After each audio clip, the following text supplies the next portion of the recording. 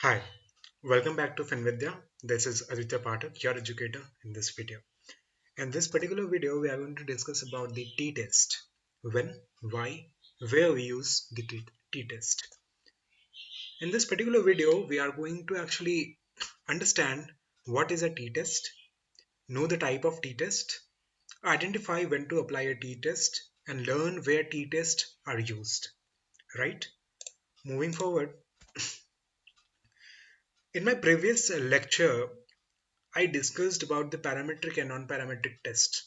And in that I mentioned that t-test is a part of parametric test. So let us first revise about the parametric test. As the name indicates, we make some assumptions about the parameters of population distribution and types of measures to quantify the data. So in the important part in the parametric test is to make assumptions about the population. Second, the population from which samples have been drawn should be normally distributed.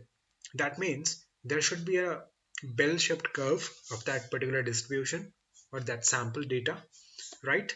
And the third point, the variables involved must have measured interval or ratio scale.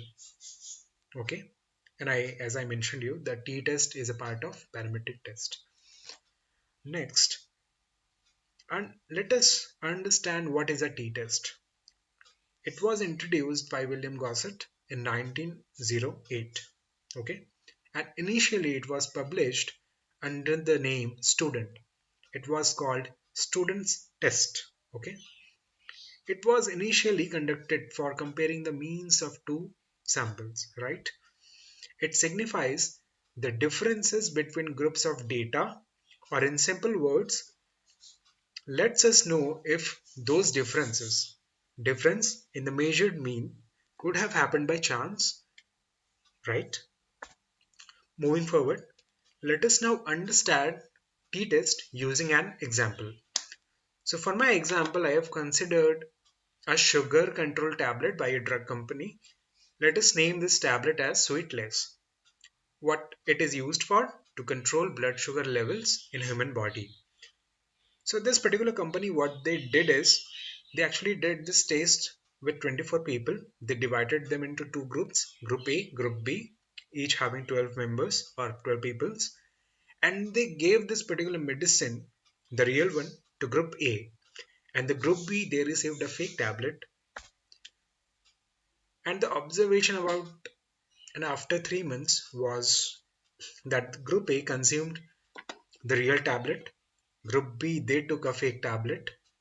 Upon inspection in about 3 months, Group A had a bigger drop in blood sugar levels in their bodies, and Group B had a very little to no drop. Okay, so before the company jumps and says, "Oh yes, the tablet is working fine and efficiently," they had to actually test it out and prove that the difference between the group and Group B didn't happen by chance, and actually the medicine was responsible for the difference in the mean of blood sugar levels, right?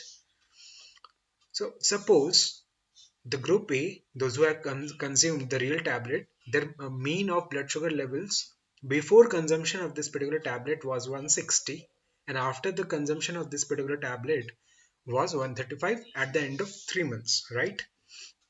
So we have seen a mean drop of 25. 25 of what? Blood sugar levels, right? It dropped from 160 to 135. And for the group B, those who have consumed the fake tablet, earlier when it was measured, the mean, it was 161, and at the end of third month, it was 156. So a drop of 5. Okay, so clearly it is very much visible that there is a significant amount of difference, and it cannot happen by chance, right? So the company and the scientists they use the mean to see average sugar levels before and after. They compared the mean drop of blood sugar levels in both groups. The t-test was then checked if this difference in means was real or just by chance. So before actually we continue with this particular video, I would like to mention is that in this video we are not going towards the numerical part of this chapter. Rather, we are focusing on the theory as of now. So let us continue with the type of t-test. The first one is independent two sample t-test. Usage, compare the means of two groups. Okay. The second one, paired sample t-test, compare mean from the same group at different times, say 2 months apart, 6 months apart, a year apart. Okay. And the third is one sample t-test, compare mean of a single group with a known mean. Right. Moving ahead, when do we use t-test?